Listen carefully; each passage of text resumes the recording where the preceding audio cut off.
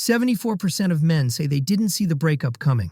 Let that sink in. Nearly 3 out of 4 guys didn't know their relationship was dying until it was dead. And here's the kicker. Most of them weren't cheating, weren't yelling, weren't being bad partners. They were just doing normal stuff, or so they thought. What if I told you the real relationship killers are silent? They're not dramatic, they're not obvious, but they are deadly. Today I'm unpacking the subtle behaviors that slowly destroy trust, intimacy, and connection, straight from therapists who work with men like us.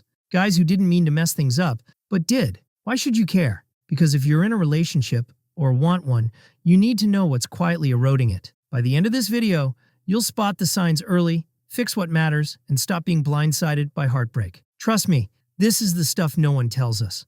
Let's go. The real reason most men never see it coming. So here's what no one prepares you for. Relationships don't usually explode. They leak, one slow, invisible drip at a time. It's not the big fights or cheating scandals that kill most relationships.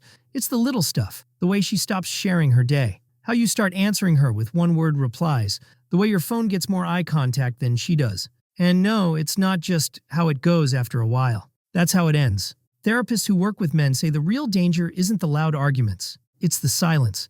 It's the routines that get too safe. The words you stop saying. The touch you stop giving.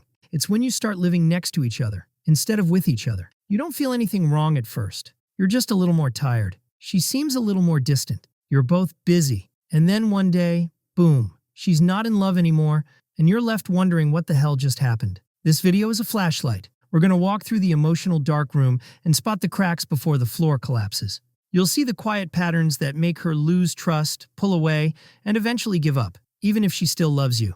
You'll also learn what to do about it, because you're not lazy, you're not broken. You just didn't see what no one ever taught you to look for. It was the silence that killed it. Here's the part that stings a little. Most of the time, you're not doing anything bad. You're just doing nothing at all. You stop asking questions because you think you already know her. You stop flirting because, well, you got the girl. You stop opening up because vulnerability feels like a chore after work. And slowly, without realizing, the relationship shifts from connection to coexistence. Here's what therapists call it: emotional neglect. And no, it's not abuse. It's not cruel. It's just quiet disconnection. But it's brutal. She starts feeling unseen. You start feeling unappreciated. She pulls back. You get defensive. You both think the other one changed. But the truth is, you both just stopped trying. You ever notice how the relationship used to feel easy? Now every conversation is loaded. Every silence feels heavier. Every little thing is taken the wrong way. That's not because love disappeared. It's because resentment moved in. And guess what resentment feeds on? Silence, avoidance, unspoken needs, passive routines, fake I'm fines. This is the conflict, man.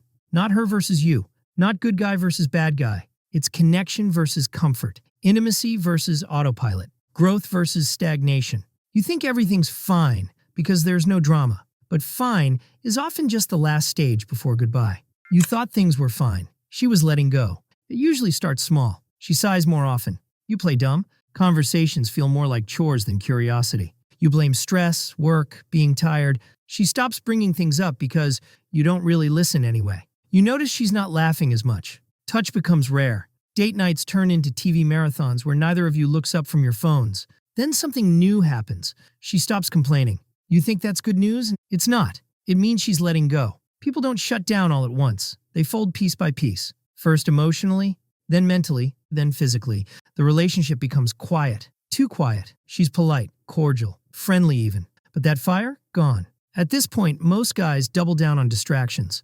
More gym, more work, more YouTube.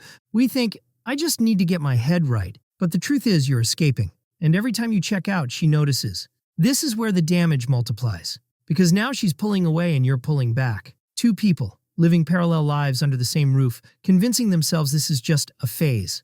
But the distance grows. And the worst part? Neither of you is trying to hurt the other. You're just surviving. That's how good relationships die. Not from cruelty, but from complacency. Not from fire, but from freeze.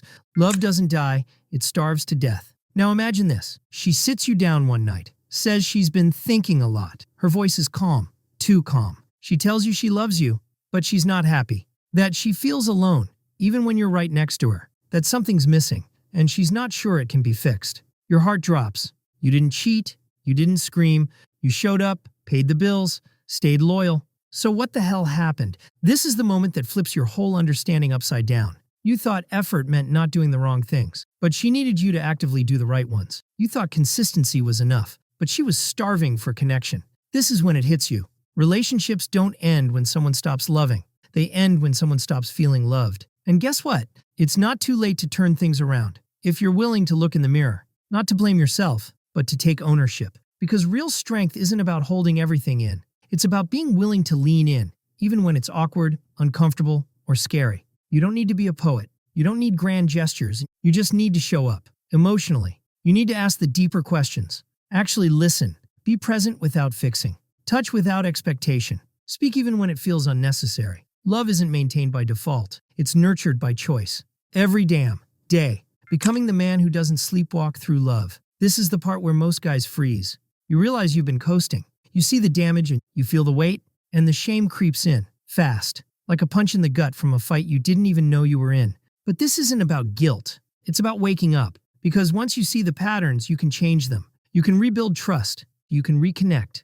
You can stop surviving the relationship and start living it again. But it takes guts. Not just to talk, but to be honest. Not just to fix things, but to feel them. Not just to show up physically, but to be emotionally available. That's the real strength. Not stoicism. Presence.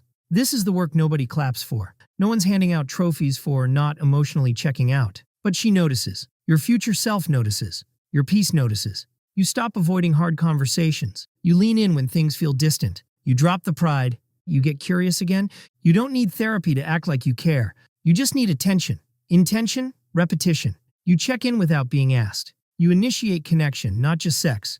You become safe, not silent. You don't wait for the fire to die. You stoke it every day. It's not about being someone new. It's about being awake. Most guys never get this far. They blame her, blame the phase, blame timing. But not you, because you're not lazy. You're not broken. You're just learning the language of love no one ever taught us. You're not broken, but you've got to wake up. So if any part of this hit you, if you recognize the silence, the distance, the slow fade, good. That means you still care. Most guys don't realize the relationship is slipping until it's already crashed. But you're watching this. You're facing it, and that alone puts you 10 steps ahead of the version of you who would have ignored it. Now what? You don't need to fix everything overnight. You don't need to give a TED talk about your feelings. Just do one thing differently today. Ask her a real question.